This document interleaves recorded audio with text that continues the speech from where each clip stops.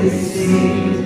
Eis a minha entrega, eis a minha entrega. Aleluia! Glória a Deus! Que boa notícia que Jesus ressuscitou. Esse lugar é um lugar que a gente ama estar, ama chegar. É um lugar onde nós podemos declarar que o Senhor vive. Por isso a gente escolhe aqui também para a gente celebrar a ceia do Senhor. Vocês já sabem, já ouviram, né, nesses dias na nossa caravana, através da Edneia, que em Lucas 22 o Senhor queria comer a Páscoa judaica com seus discípulos, e ele sabia que era a última Páscoa que ele participaria. E ele manda 2 discípulos prepararem a Páscoa, e eles vão na frente. Quais eram os 2 discípulos? Pedro e João. Depois você confere lá em Lucas 22. Ele fala com Pedro e João para prepararem a Páscoa. Interessante ele escolher Pedro e João.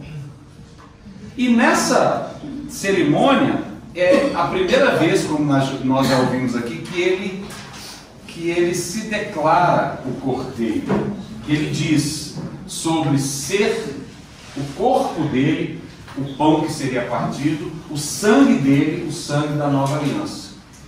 E eu disse que eu acho interessante ele ter escolhido Pedro e João para prepararem. Por quê? Porque se nós olharmos para Pedro, ele representava ali, vamos dizer assim, os mais experientes dos discípulos, os anciãos talvez. A gente não pode falar sobre Pedro, sobre o que ele representou. E João, ele era o mais novo, ele era o caçula da turma. E Jesus coloca os 2 ali. Talvez um para pegar a experiência com o outro e um para ser aquela força, aquele ânimo e ouvir e aprender junto, porque aquilo, como Jesus fala no momento em que ele está ali ceando com seus discípulos, ele diz: vocês vão ter que fazer isso em memória de mim, vocês vão ter que repetir isso, então vocês precisam aprender. E aqui nós temos nessa caravana pessoas mais experientes que têm ministrado e têm falado para vocês, mas nós também vamos dar oportunidade para os mais jovens, assim como Jesus escolheu Pedro e João. Então hoje quem vai compartilhar a palavra do Senhor nesse momento de ceia com vocês vai ser o Arthur.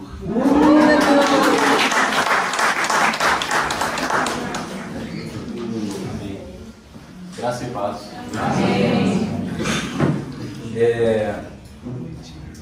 Sempre que a gente vai se debruçar sobre um momento como esse, né, e a gente vai fazer esse exercício que o Senhor instituiu de fazer memória do sacrifício que Ele fez por nós, né, isso é sempre me impressiona muito como que essa tradição ficou conservada no decorrer da história da igreja, né? Cadê o Geriel aí, que agora eu vou dar outra história? Ele está saindo. Na história, o estudo da memória é muito importante, né? Se nós não nos lembrarmos de nada, não tem porquê ter história. A gente não vai, né? Obviamente, nós não vamos lembrar de nada. Qual vai ser o registro que vai ficar, né? Mas quando a gente vai estudar a composição da memória dos povos, existem 3 tipos que a humanidade geralmente usa para poder conservar a memória dela, né? E os 3 mais utilizados é a memória oral, a memória escrita e a memória tradicional ou traditiva, ok? E dessas 3, a mais efetiva é justamente a tradicional. Então, para passar um pouquinho por cada uma, a memória oral, ela é justamente a memória que é passada oralmente, né, vocalmente. Então, um exemplo que a gente tem na Bíblia é quando em Deuteronômio, para repassar a lei de Moisés, os pais são instruídos a falar com seus filhos. Então, a lei foi conservada ali, antes, né, de ser redigida, né, no livro que nós temos, né, na Bíblia, seja na Torá, ela era repassada de pais para filhos de maneira oral. E a gente tem registros na própria Bíblia de como que esse método no decorrer do tempo foi se desvanecendo. A Bíblia fala especialmente em Juízes. Chegou uma época em que o povo se esqueceu do Senhor. né? E a memória escrita, a própria Bíblia é um ótimo exemplo para nós de memória escrita. Tudo que nós temos aqui, de todo o plano de salvação, está escrito exatamente aqui na Bíblia. Nós temos registros históricos, seja do povo judeu, seja de outros povos cananeus, seja do povo egípcio, seja do povo romano, grego, né? Todas as cidades que receberam cartas de Paulo. Mas o interessante é que tanto a memória oral quanto a memória escrita, elas são mais facilmente questionadas. Elas não são levadas a ferro e a fogo. Porque, por exemplo, nós que somos os cristãos, nós cremos que a Bíblia é a palavra de Deus, que ela é inerrante, que ela é absoluta, que ela é completa, né? Mas uma pessoa que não partilha da mesma fé que nós, eu tenho certeza que todos aqui já passaram por experiências como essa, de ver a Bíblia sendo contestada, né? E hoje em dia, inclusive, esse é um movimento constante, de contestar a verdade que está exposta na Bíblia. Da mesma maneira, a memória oral, ela é da que a gente mais esquece, né? Às vezes, até relacionamento conjugal. Hoje a Marilis falou que pediu pro Regis botar a blusa dela na mochila e ele esqueceu. Então, quanto mais lembrar de toda a lei mosaica, né? Só que a memória tradicional, gente, ela é a que mais se conserva. E por quê? Porque ela envolve um relacionamento direto daquele que está conservando a memória. Então, por que até hoje os cristãos partem o pão e bebem do cálice, né? Eu penso que o Senhor, na infinita sabedoria dele, sabia que nós, humanos, que se fosse depender, né, só dele ter falado e de não ter tido um registro, talvez essa cerimônia teria sido esquecida com o decorrer dos anos, né? Mas não, o Senhor foi categórico, né? E além desse momento de memória tradicional, nós temos o batismo, né, que é um gesto físico. Nós fazemos alguma coisa para fazer memória ou para declarar alguma coisa, né? E é por isso que esse momento se estabelece até hoje.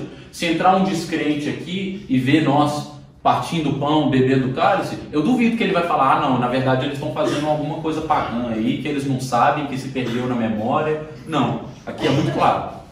É muito claro para todos nós e é muito claro para todos aqueles que nos veem, né? Seja no mundo espiritual ou no mundo carnal. Nós estamos partindo o pão porque ele representa o corpo do nosso Senhor. Nós estamos bebendo do cálice porque ele representa o sangue do nosso Senhor, né?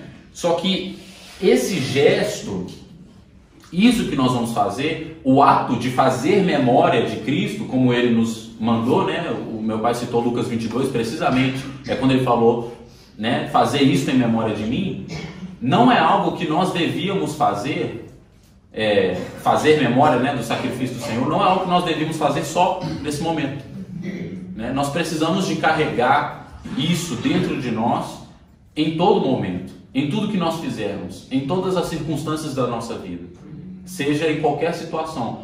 Quando a gente estiver passando por alguma dificuldade, quando a gente estiver passando por, às vezes, períodos de esfriamento da nossa fé, períodos de raiva, períodos em que a gente sente falta de alguma coisa, às vezes problemas no emprego, incerteza a respeito do futuro, porque a nossa paz, a nossa esperança, a nossa segurança residem nesse fato, né? Então, para a gente lembrar disso, a gente precisa de entender profundamente o que foi que o Senhor fez por nós, né? Então eu queria ler alguns textos, né, para a gente falar sobre o peso do sacrifício de Cristo por nós, o valor que isso tem, a grandiosidade desse gesto, a magnitude do que foi Deus ter se feito carne para morrer por pecadores, né? Em vez de a gente só falar por uma frase. Então eu queria ler primeiro Filipenses 2, aqueles que tiverem Bíblia e quiserem abrir, por favor. Filipenses 2 é um ótimo texto para a gente saber a respeito do sofrimento que o Senhor teve e da renúncia que o Senhor teve. Então eu vou ler a partir do versículo 5 do capítulo 2. Filipenses 2:5 fala: de sorte que haja em vós o mesmo sentimento que houve também em Cristo Jesus, que, sendo em forma de Deus, não teve por usurpação ser igual a Deus, mas aniquilou-se a si mesmo, tomando a forma de servo, fazendo-se semelhante aos homens, e achado na forma de homem, humilhou-se a si mesmo, sendo obediente até a morte, e morte de cruz. Amém? Amém. Então, o que acontece aqui, gente? O Senhor Jesus, ele mesmo enquanto homem, mesmo enquanto nessa carne corruptível, ele era perfeito, ele não tinha pecado. E ele desceu da glória, ele abriu mão da comunhão plena que ele tinha com o Pai. Ele abriu mão do status de rei do universo para poder se transformar em um homem de carne. Um homem que sente dor, um homem que às vezes pega um resfriado, que tosse, que sente frio, que sente fome, que sente cansaço, exaustão física. Eu gosto de pensar que nós sabemos que o Senhor encarnou numa figura simples e humilde, porque foi assim que foi profetizado. As profecias eram todas dessa maneira, e assim aprove ao Senhor fazer. Mas eu penso que se o Senhor Jesus tivesse encarnado como um Herodes, como um general romano, ele ainda estaria abrindo mão de muito mais do que nós podemos imaginar. Mas mesmo assim, ele escolheu se fazer o mais humilde, o menor, aquele que as pessoas, Isaías 53 é um texto maravilhoso para isso, mas ele era aquele que as pessoas passavam e meneavam a cabeça. Ele era uma pessoa que as pessoas olhavam e às vezes sentiam pena dele. Ele era uma pessoa rejeitada, ele não tinha beleza, ele era uma pessoa que ficava ali no canto. E ele era o rei do universo, o filho do Criador. E se isso não constranger a gente de uma maneira maravilhosa, então o que vai constranger? Deus, na sua perfeição, mandou o Filho perfeito dele, que tinha plena comunhão para ele, para se tornar alguém rejeitado por aqueles que eram pecadores, por aqueles que eram inimigos de Deus. Porque nós não éramos só indiferentes, não, meus irmãos. Antes da salvação, nós éramos inimigos de Deus, inimigos. Às vezes alguém tromba na gente na rua e a gente já perde a cabeça, já fala, nossa, que pessoa sem educação. Imagina Deus, que é totalmente santo, não tem uma mancha de pecado nele. Se fez homem para salvar aqueles que o rejeitaram, que eram inimigos dele, que escolheram deliberadamente se voltar contra Deus. Que demonstração de amor. Que demonstração de amor. E ainda falando sobre compreender, né, passando por esses temas, né, na santidade, em Hebreus 7, né, diz lá que convinha que nós tivéssemos um sumo sacerdote que é imaculado, sem pecado, separado dos pecadores e mais alto do que os céus. Né? Esse era o nosso Senhor Jesus também, nosso sumo sacerdote, enquanto homem sem pecado, sem nenhum defeito, morreu inocente. Ele morreu para perdoar nós que não éramos inocentes. E aí no final desse texto de Filipenses fala que ele foi fiel até a morte, e morte de cruz. A gente já teve, né, um pouquinho da explicação do João Batista, ótima explicação inclusive a respeito do que significava uma pessoa morrer na cruz no Império Romano do primeiro século. Era uma vergonha extrema. Era um processo contínuo de humilhação, do começo até o final. A morte de cruz ficava reservada para as pessoas da pior natureza daquela época. A morte de cruz era a morte separada para os assassinos, era a morte separada para os traidores, era a morte separada para aqueles que abandonam os seus, para aqueles que voltam a face para aqueles que o amam. A morte de cruz era separada para aquelas pessoas da pior qualidade, os piores entre os piores. Quem visse alguém morto na cruz sentia aquela mistura de nojo, com pena, com repulsa. Não era uma visão bonita. A morte de cruz era uma morte extremamente humilhante. Né? A gente está acostumado com as produções cinematográficas, mas, irmãos, Jesus não estava só desfigurado pregado na cruz, ele estava completamente nu, desfigurado, sangrando. Talvez os discípulos nem olhando para ele na cruz nem reconhecessem mais o rosto dele, de tão desfigurado que ele estava. Né? E o Senhor, que aquele que era santo, sem pecado, perfeito, escolheu morrer essa morte, a morte de assassinos, de ladrões, de traidores, para resgatar nós que éramos os assassinos, os ladrões, os pecadores, os traidores. Que grandeza.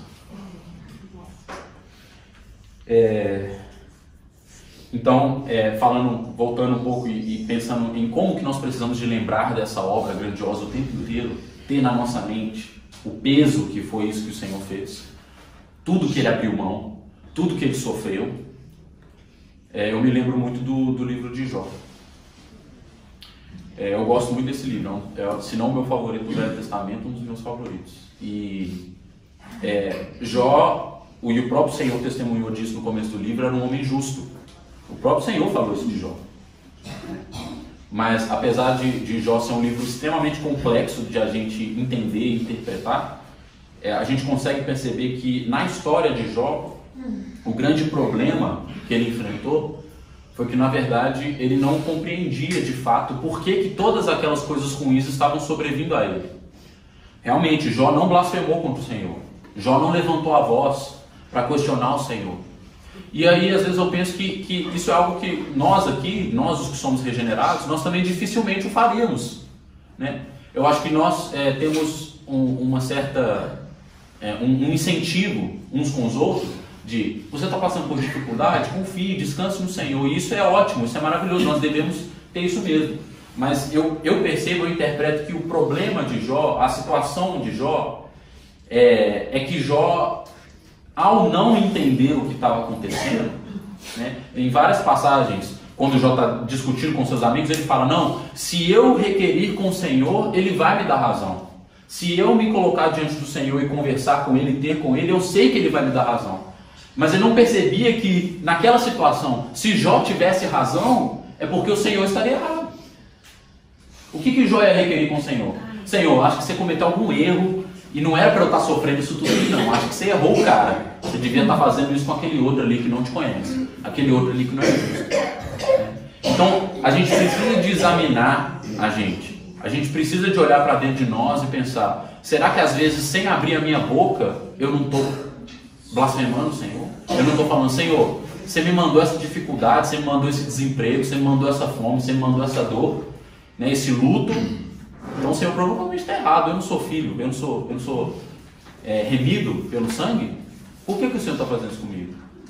E sem perceber, nós estamos rejeitando o Senhor. Mas Jó, no final do livro, ele vislumbra o Senhor. O Senhor se manifesta do olho da tempestade. E aí o Senhor faz aquela série de perguntas retóricas, dizendo, onde você estava, Jó, quando eu criei as estrelas com a minha palavra e eu dei o nome para cada uma delas? Onde você estava? Quando do nada eu fiz tudo com um comando só. Onde você estava? E qual que é a reação de Jó?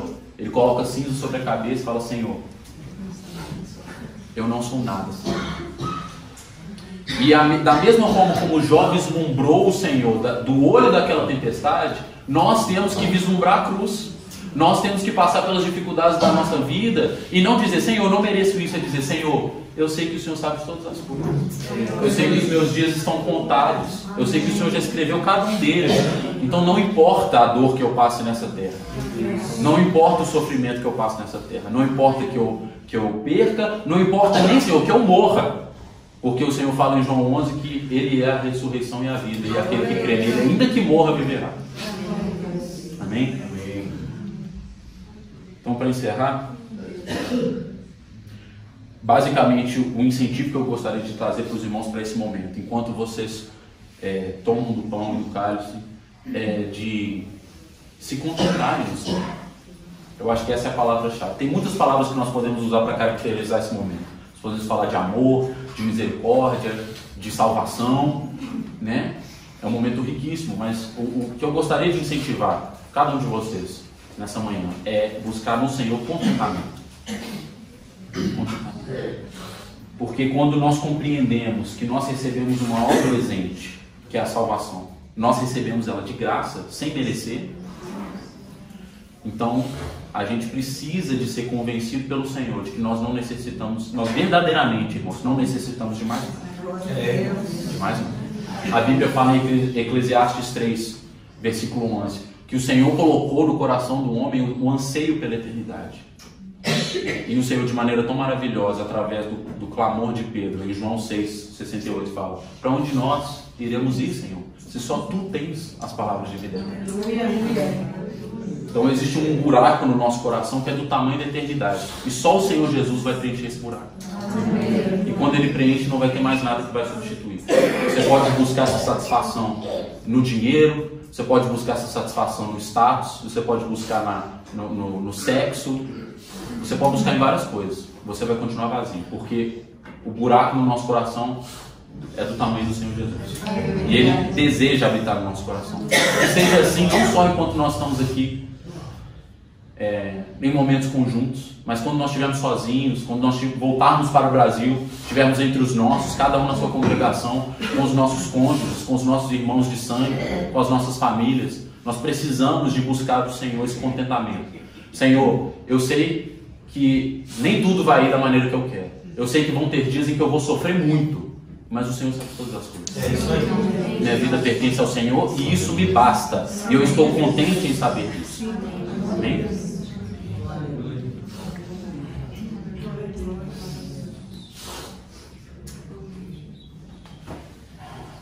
Bom. Então, vamos ter um momento de oração e aí a gente já pode começar a ser Senhor Jesus. Obrigado, Senhor.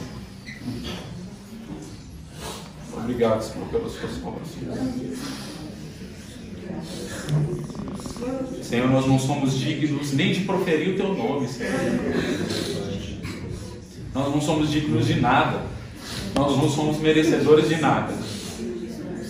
Tudo que nós merecemos é condenação. Mas o Senhor não quis fazer dessa maneira, Senhor. Muito obrigado, Senhor. Muito obrigado. Nossa boca se enche de gratidão em dizer que hoje nós pertencemos ao Senhor. Nós fomos comprados e selados com o Teu Espírito, Senhor. E não existe nada que vai nos tirar da Tua mão, Senhor. Muito obrigado, Senhor. Que nesse momento, tomando do pão, bebendo do cálice, que o nosso coração seja preenchido de alegria, Senhor, de gratidão, em saber que o Senhor sofreu todas as coisas para nos resgatar. Senhor, nós como congregação, como irmãos em Cristo, nós bendizemos o Teu nome. Nós exaltamos e elevamos o Senhor como nosso Rei, como nosso Senhor. Obrigado, Senhor. O Senhor nos comprou, nós somos, Senhor, propriedade privada Tua, Senhor. Não tem ninguém, Senhor, que pode nos roubar de Ti, e isso para nós é motivo de alegria tremenda, Senhor. Ô Senhor, nós não sabemos, Senhor, do dia de amanhã. Nós não sabemos, Senhor, o que há de nos acontecer. Mas nós sabemos, Senhor, que o Senhor reina soberano. Nós sabemos, Senhor, que o Seu trono é inabalável, Senhor. E nós sabemos que é essa a nossa esperança. É esse o nosso clamor, Senhor. E é por isso que nós fazemos assim como o Senhor mandou. Nós tomamos desse pão, nós bebemos desse vinho, e nós fazemos isso em memória do Senhor até que o Senhor volte, Deus. Porque quando o Senhor voltar, não vai ter mais necessidade disso. Por isso nós declaramos, Senhor, como igreja, Senhor, Maraná, toda vez, Senhor. Volta, Senhor. Nós clamamos pelo Senhor, nós precisamos, nós anelamos pelo Senhor, nós precisamos do Senhor. Constante mesmo no nosso coração uma vida de santidade, Senhor. A caminhar cada dia olhando para a Tua cruz e sendo rasgado pela Tua obra, Senhor. Constrangido, Senhor. Que o Teu Espírito esquadrinhe o nosso coração, o nosso ser. Separe, Senhor, o nosso corpo da nossa alma, do nosso espírito, Senhor. E nos renove cada dia mais, para que nós possamos verdadeiramente, Senhor, não só de palavras, Senhor, parecer mais com o nosso Senhor, parecer mais com o Senhor. Nós precisamos, Senhor, nós precisamos de nos desvencilhar desse século, Senhor. Nós precisamos de nos libertar, Senhor, da mente desse mundo e ter a mente de Cristo, Senhor. Tem compaixão de nós, tem compaixão de nós. E nós sabemos que o Senhor dá essa provisão. Em Filipenses fala que aquele que começou a boa obra é quem vai completar. E é por isso que nós fazemos memória do Teu sacrifício. Muito obrigado, Senhor. Muito obrigado, Senhor. Muito obrigado. Muito obrigado, Senhor. Amém.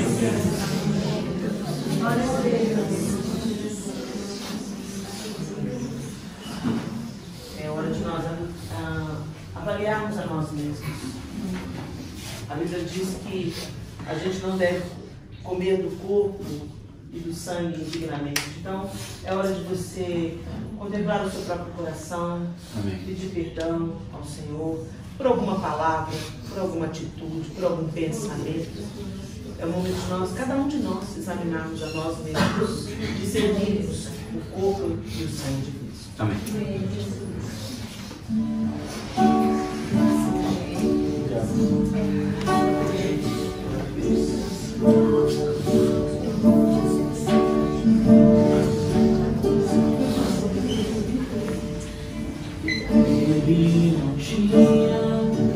qualquer beleza ou majestade pra nos atrair. Nada havia sua aparência para o desejar.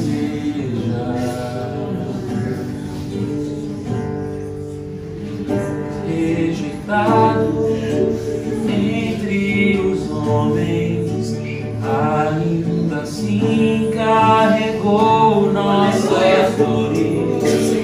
O seu castigo nos traz paz, e a esperança não se esvai. A oferta pela culpa Ele ofereceu para satisfazer o Criador. Ele morreu para que a sua luz em nós pudesse brilhar. O Filho do amor se entregou em nosso lugar.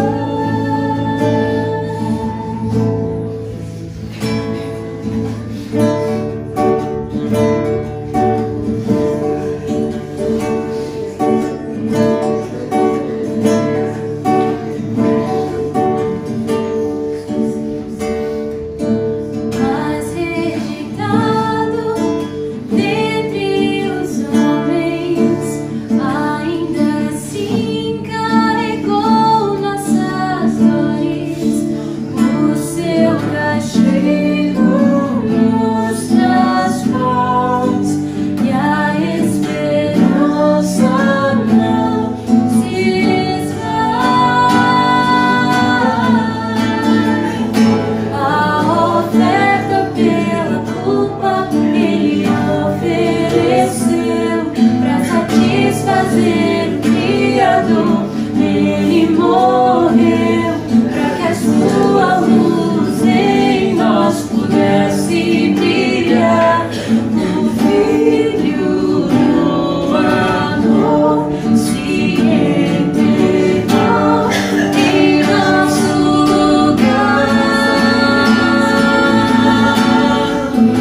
És o Cordeiro e pelos nossos pecados foi esmagado, sem dizer uma só palavra.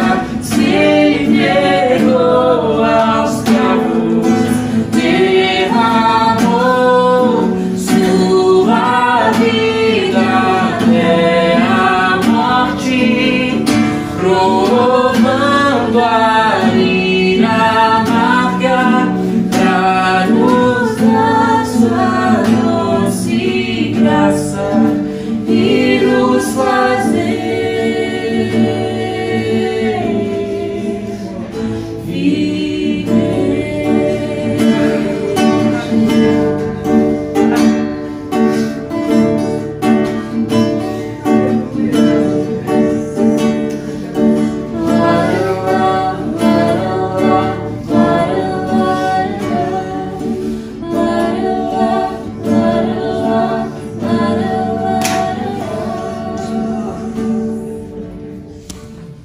Porque eu recebi do Senhor o que também vos ensinei. Que o Senhor Jesus, na noite em que foi traído, tomou o pão e, tendo dado graças, o partiu e disse: tomai e comi. Isto é o meu corpo que é partido por vós. Fazei isso em memória de mim.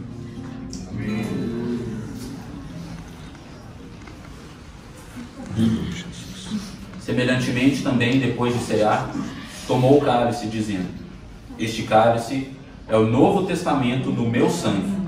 Fazei isto todas as vezes que beberdes, em memória de mim. Porque todas as vezes que comerdes este pão e beberdes esse cálice, anunciais a morte do Senhor até que venha. Aleluia.